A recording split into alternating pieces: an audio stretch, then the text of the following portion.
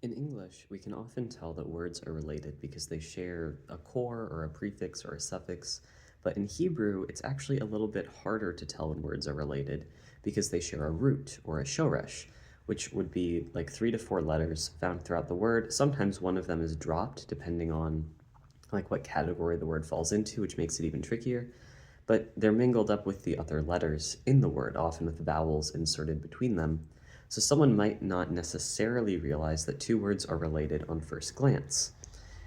Though it's a bit trickier to parse, I think it's very important to learn about the Shorashim because they allow you to make connections that the traditional recipients of the word would be making and that we are missing out on. A nice example would be the Shoresh Aleph Dalet Mem. If when I said that you thought of Adam first, meaning humankind, humanity, or just the guy Adam, yeah, that is one of the words that comes from the Shoresh. Another one is Adom, meaning red, which I'm wearing red. That was not on purpose. Another one is Edom, the kingdom of Edom, which makes sense because it's the descendants of Esau who was red. Another one is Dam, blood, which makes sense because blood is red.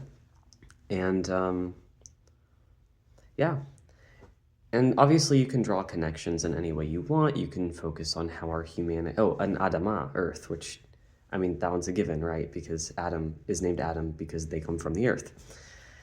So obviously you can draw on this in any direction. Like you can talk about how our humanity is intrinsically tied to our coming from the earth and belonging to the earth and eventual return to the earth. Or you could focus on like how blood connects us or something like that.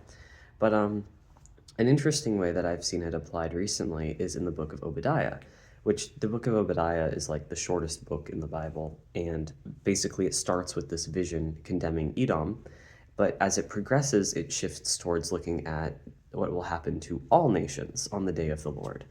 And someone might wonder, well, how do we get from just talking about this one kingdom, Edom, to talking about all nations? And the answer is, well, if you remember that Edom and Adam have the same shoresh, it's easy to shift from this idea of this one nation to humanity as a whole.